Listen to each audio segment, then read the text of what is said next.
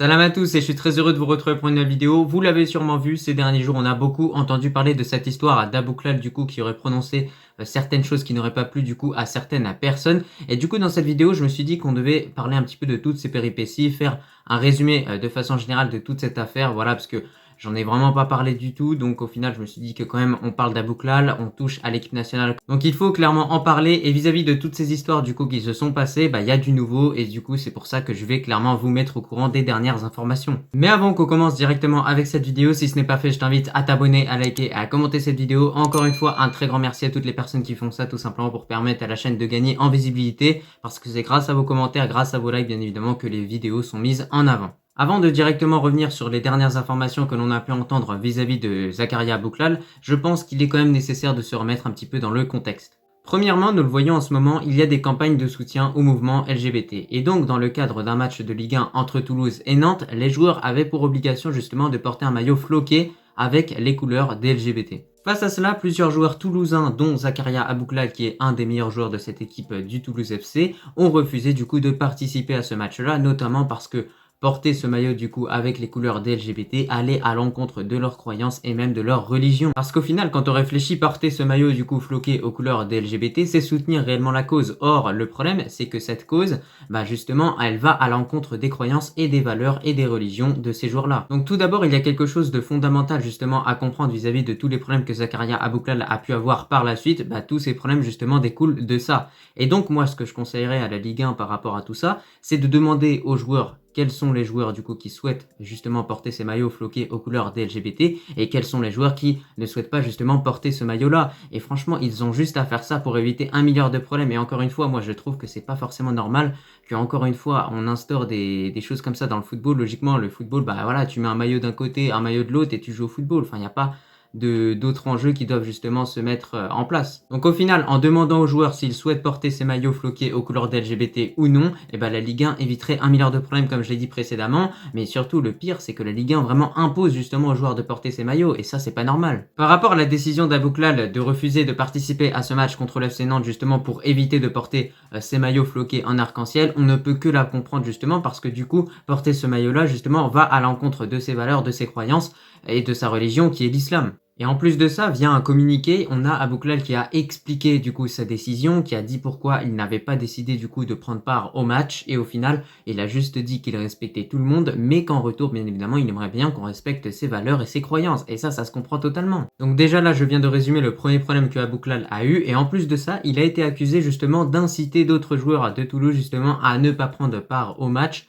justement à cause de ce flocage en arc-en-ciel. Donc ça c'est totalement ridicule. Ce sont encore une fois des accusations qui sont balancées dans le vent comme ça et encore une fois c'est uniquement fait justement pour salir l'image du joueur et c'est pour ça que j'apprécie pas du tout. Donc déjà vis-à-vis de ce premier problème, n'hésitez pas à me donner bien évidemment votre avis en commentaire, je verrai un petit peu ce que vous en pensez de façon générale, mais moi en tout cas moi je vous le dis encore une fois, voilà, on ne peut pas aller à l'encontre des croyances, des valeurs et de la religion justement d'un joueur. Désormais, je vais vous parler de l'autre problème que Zakaria Abou Klal a rencontré et du coup ce serait par rapport à une altercation qu'il aurait eue avec la maire adjointe de Toulouse, mais bien évidemment par rapport à cette information, elle est vraiment à prendre avec des pincettes étant donné qu'elle provient d'RMC Sport. Donc encore une fois, on remarque une information comme ça là qui tombe du ciel. Comme par hasard, tout simplement dans le but de salir un petit peu la réputation du Marocain, juste après justement qu'il ait annoncé qu'il refuse du coup de jouer ce match-là, parce que notamment le flocage des maillots va justement à l'encontre de ses croyances. Donc selon RMC Sport, lors d'une cérémonie qui a pris place au Capitole à Toulouse, les joueurs se seraient montrés trop bruyants et du coup la maire adjointe de Toulouse aurait demandé aux joueurs de se taire et du coup selon eux, on a Zakaria Abou Klal qui aurait répondu du coup de cette façon. Donc chez moi, les femmes ne parlent pas comme ça aux hommes. Dans le pire des cas, même, moi j'ai envie de vous dire, même s'il a dit ça quand même, c'est pas quelque chose qui est quand même incroyable. Il n'a pas non plus insulté la maire adjointe. Il a juste dit qu'en fait, au final, chez lui, c'est comme ça que ça marche et qu'en France, peut-être que c'est différent. Donc, même par rapport à ces déclarations, si elles se sont réellement passées, il y a zéro scandale et en plus de ça, on ne sait même pas de quelle manière justement la maire adjointe a demandé aux joueurs de se taire. Ça se trouve, elle l'a fait de manière autoritaire. Suite à cette information qui a été publiée par RMC Sport, encore une fois, l'image de Zakaria Abou Klal a été salie et du coup derrière, il a directement été écarté du groupe de Toulouse Toulouse et moi encore une fois j'ai trouvé ça très ridicule. Le club ne se range même pas derrière un joueur qui donne tout depuis le début de la saison justement avec cette équipe, qui marque des buts, qui fait des passes décisives, qui participe justement à la réussite un petit peu de l'équipe justement au niveau de l'avenir parce que c'est clairement un joueur d'avenir pour une équipe comme ça.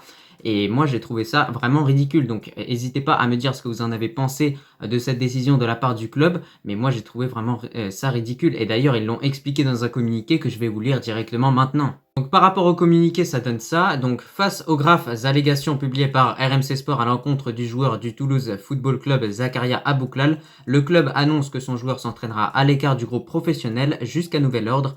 En attendant les résultats d'une enquête interne, le club ne fera pas d'autres commentaires jusqu'à la conclusion de cette dernière. Et du coup, aujourd'hui, on a du nouveau. Zakaria Abouklal et Toulouse, justement, nie l'altercation du coup qu'il y aurait pu avoir justement entre la mère adjointe et le joueur marocain. Et au final, toutes ces altercations justement auraient du coup été inventées par RMC Sport simplement dans le but de salir la réputation du Marocain. Et moi, encore une fois, je suis vraiment à l'encontre de tout ça. Franchement, je comprends pas pourquoi le média français a littéralement inventé ça justement simplement pour salir la réputation du Marocain. Donc concrètement, ce qu'il faut comprendre, c'est que les informations publiées par RMC Sport sont fausses et du coup, Toulouse l'a clairement expliqué dans un communiqué et a clairement annoncé que justement Zakaria Abouklal va réintégrer le groupe, ce qui est plutôt une très bonne nouvelle. Dans ce communiqué, ils ont également tenu justement à préciser qu'ils n'avaient plus justement envie de parler de cette histoire. Encore une fois, on se rend compte à quel point les médias peuvent vraiment salir à l'image d'un joueur et moi en tout cas de façon générale, je trouve ça vraiment ridicule parce que voilà, derrière à cause de ce genre de choses, certains joueurs marocains ne vont pas avoir envie de venir jouer en Ligue 1